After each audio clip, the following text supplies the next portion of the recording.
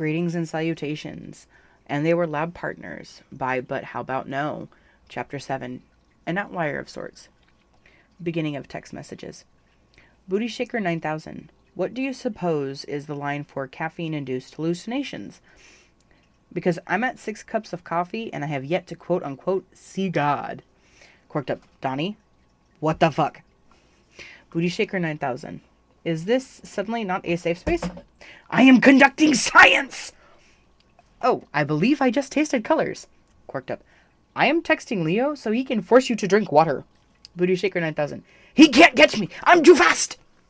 Speed! I am speed! Quirked up. Jesus Christ. Booty Shaker 9000. Snitches, my dear friend. Get stitches. Quirked up. Oh, you out of timeout? Booty Shaker 9000. I resent that. Quirked up. Heart emoji. Booty Shaker 9000. I will find your old Wattpad account. Quirked up. I'd seriously like to see you try.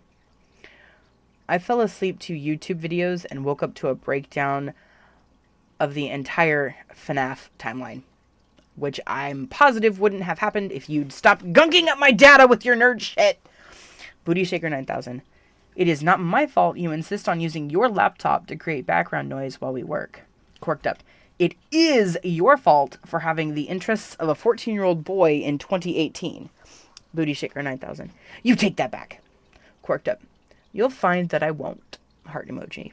Booty Shaker 9000 sent a link. It's not your Wattpad, but I did find your DeviantArt. Quirked up. No! No, don't look! Donatello, I swear to God!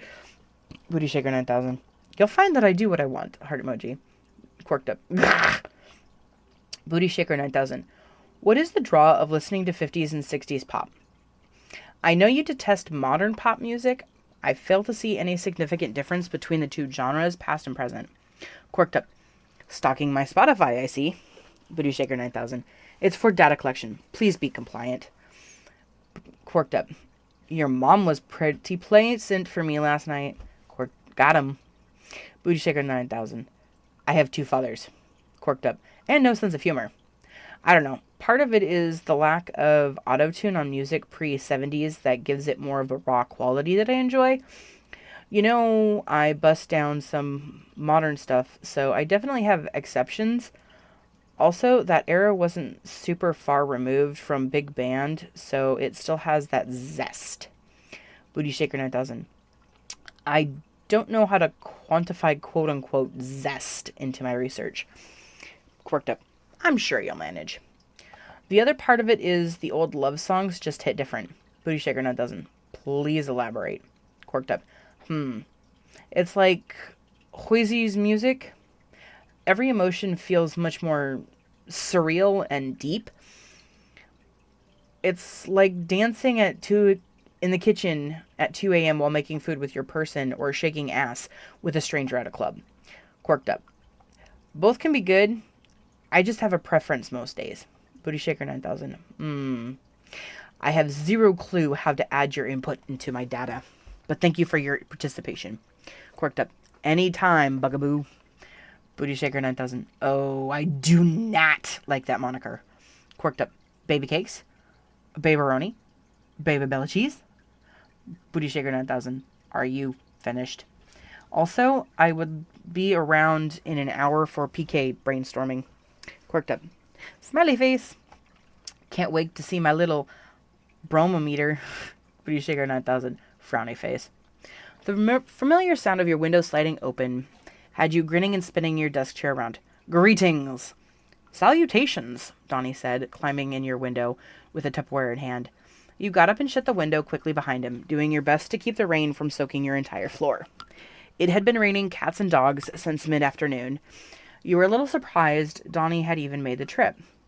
It certainly would have made you cancel, but you were biased. Large weather systems always made your hand ache. Yikes, I'm gonna go get you a towel, you said, taking in Donnie's dripping form. He stripped off his outer layer and hung it up on your bedpost.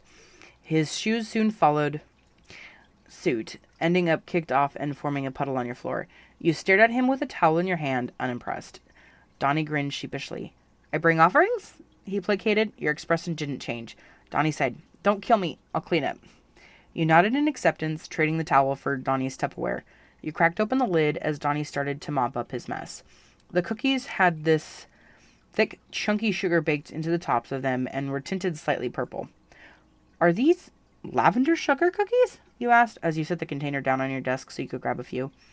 Mikey's been experimenting, Donnie said. Leo spilled the metaphorical beans on your existence, so Mikey insisted that I take you some. You tentatively bit into a cookie, tears starting to form at the corners of your eyes at the first taste. Oh my god, you said, shoveling the rest of the cookie into your mouth. This is the best cookie I've had in my life. I'll send my regards to the chef, Donnie said, looking amused. You shoved another cookie into your mouth, washing it down with some lukewarm tea. Holy shit, you said, taking a deep breath. Is Mikey signal? Does he have a dotting partner to rub his shoulders and eating his cooking? Donnie snorted. He's definitely Aero Ace, but I'm sure he would be flattered. Donnie dragged over Mike's chair to your desk and enabled his robot arms to set up shop. His laptops and notebooks crowded out what little free space you had. Can you text him that I love him right now? You asked. Let him know all of my best attributes. He doesn't need to love me back. I just need him to know that he's my favorite person ever. Best attributes? Like your unfortunate taste for brill pop and bad punk songs? Your inability to sleep more than 6 hours? Donnie asked as he settled down in his seat. You stuck your tongue out at him, walking over to turn your kettle on. I was thinking more about my amazing personality and taste in movies, but I'm glad to know you hold such affection for me, Donnie, you teased.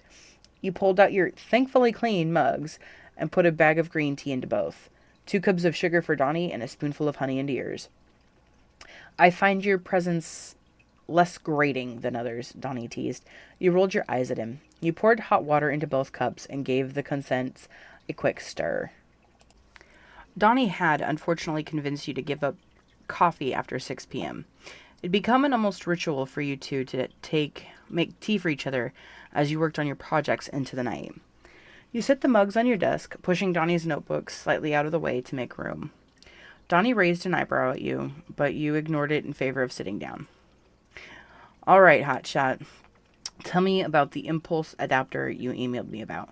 The two of you sat at your desk for what seemed like hours, discussing Project Kappa Kappa. You had spent the last week using your free time to draw up as many preliminary designs and conducts as much as research as possible. You and Donatello were like an oiled machine and a gas fire, drawing out the biggest and brightest ideas out of each other. It also really helped that this project was productively procrastination for you. Your assignments couldn't touch you if you were taking notes on scholarly articles. I think we'll be able to start building a prototype soon. We should be able to start conducting the PK's circuitry based off of the preliminary scans from last time, Donnie said. Are you sure we're not jumping the gun here? You asked. I think we should work on the design a little more until I can be back at the lab for another scan sesh.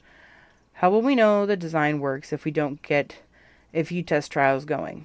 That way we can troubleshoot and get the scan at the same time. That's a lot of things on me brains, Dee Dee, you said. Donnie gave you a shit-eating grin, lifting his mug to his mouth so he could finish his tea. It's just so big. How could we not utilize this advantage? You gave him a blank look, half tempted to knock him out of his seat. You were about to retort something equally as snarky when you heard your roommate talking to a friend outside the door. You blanched, looking at Donnie while he slurped loudly from his mug. Shit, Donnie, you have to go, you said. He looked at you quizzically while you gathered up his books and papers to put into his battle shell. My roommate is here, you whisper yelled. Donnie looked even more confused. You grabbed the mug from his hands and set it on the desk, pushing him towards your window.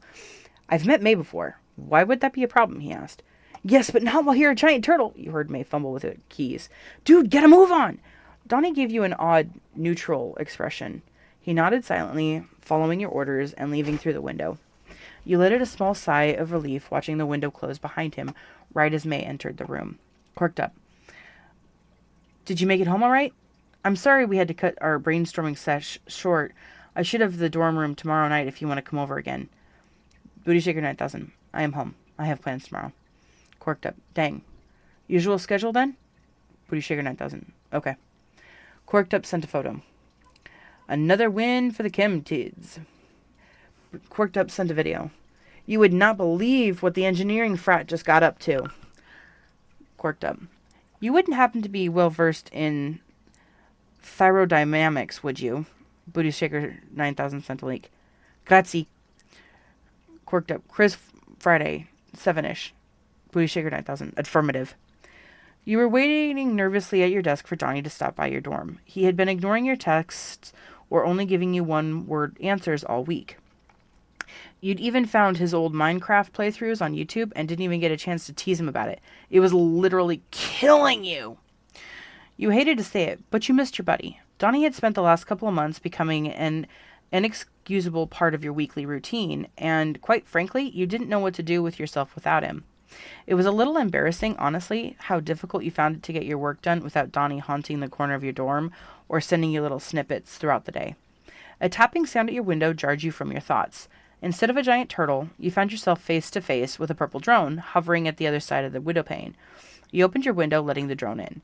Yo, what's up, dude? He said. I'm here to deliver a textbook. I assume this is the right place. Yeah. You took your textbook from the drone, inexcusably confused. Who are you, and where's Donnie? I thought he was going to be coming today. I'm Sheldon 2.0. Pleasure to meet you, he said, extending one of his turbines in greeting. You shook it gently, not wanting to knock Sheldon out of the air. Nice to meet you, too. Are you sentient? Not according to the United States government, I'm not, he said with a backflip to flourish his statement. You couldn't help but be charmed by this little guy. Can I get you something like, I don't know, oil, a charger, you asked? You were really out of your depth here. You'd never had to host a drone before.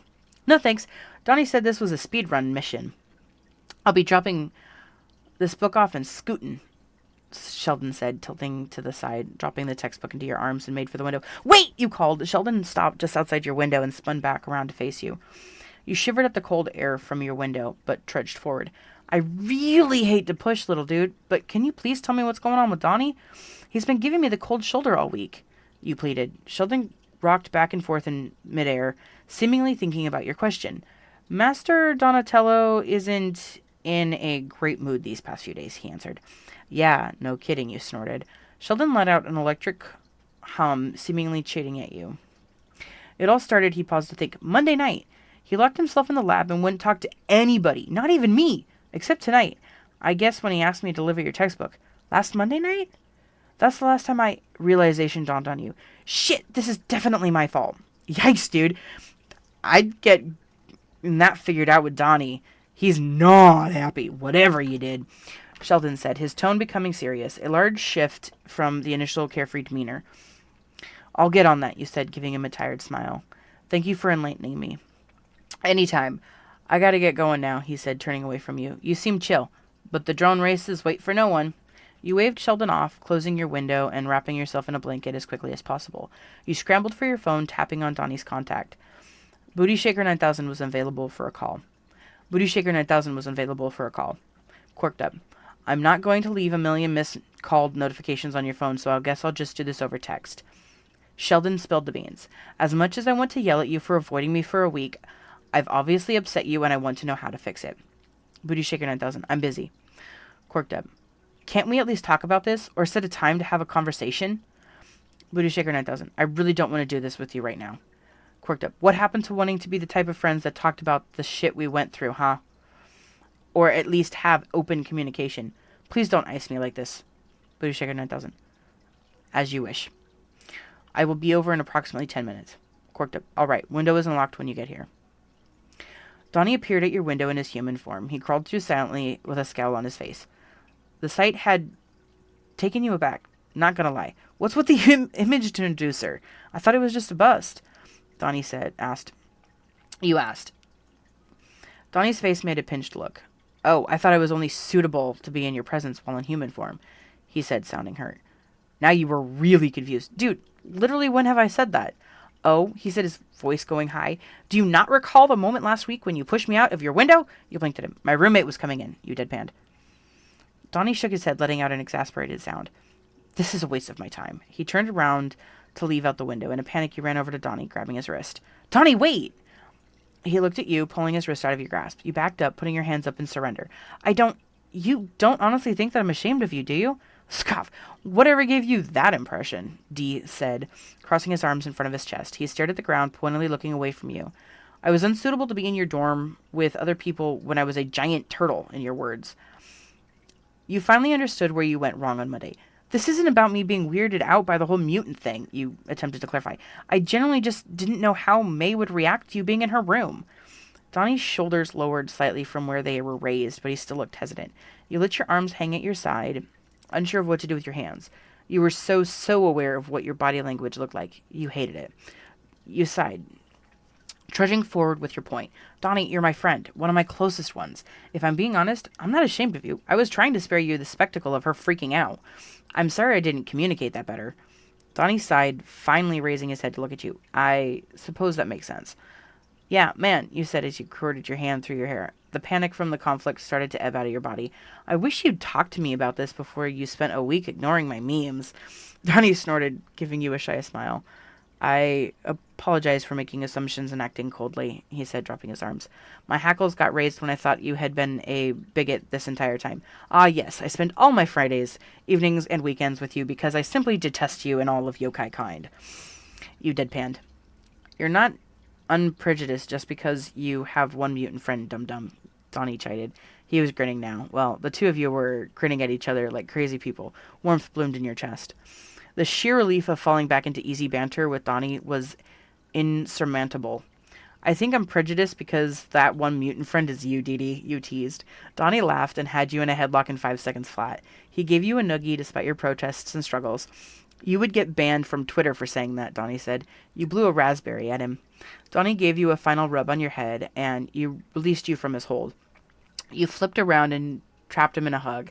A risky move on Donatello, you know, but you were relieved when he returned the affections. I am sorry, though, you said into a sweatshirt. I 100% didn't handle the situation properly.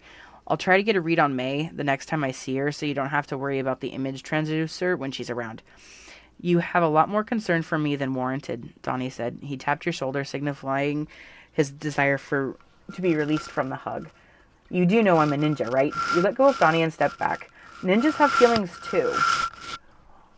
Not the way I do it, he said. You stuck your tongue out at him. Donnie decided to climb onto your bed and start settling up your pillows in that specific arrangement of his. I demand respirations in the form of a movie night, Donnie said. Well, that's hardly fair, you said, moving to turn on your kettle to make some hot chocolate. I'd say was a mutual conflict. You turned around to see Donnie about to throw a pillow at you. You gave him the biggest stink eye you could muster until he backed down. Falling backwards on your bed in defeat, you snorted. How about this? I'll let you pick the Jupiter Gym movie we watched, Donnie said. He popped his head up to look at you from where he was laying. You should know that this is me being very kind and forgiving. That had you laughing. You shook your head and smiled while you stirred hot cocoa mix into 2 matching mugs. They were a gift from May to celebrate the happy couple. You didn't have the heart to correct her anymore. That's even ruder, Dee Dee. You know we're going in chronological order, you said. You handing the mugs to Donnie so you could set up the projector. Oh, we are, aren't we? He said. That must have slipped my mind during our brief hiatus. Oh, I'm sure, you said, grabbing your laptop and hopping up onto your bed, doing your best not to shake the mugs. You took in the sight of him, lax and content while sprawled over his side of the bed and sipping happily at his mug. He had his favorite of your squishmallows tucked under his arm, nestled against him. Your heart clenched weirdly. I've missed you, Dee Dee, you said softly. Donnie looked at you and grinned. He handed you your mug and took your laptop from you to log into the streaming service. I missed you too, he said in a rare act of unprompted physical affection. Donnie took your hand and squeezed. Okay, that's enough emotions. Movie now, you said after squeezing Donnie's hand and releasing it.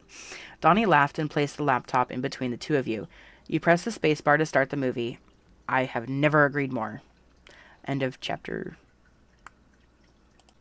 7. Thank you for listening, and I will have a link in the description to the original story. I would like to say thank you to But How About No for letting me do this. Have a good day.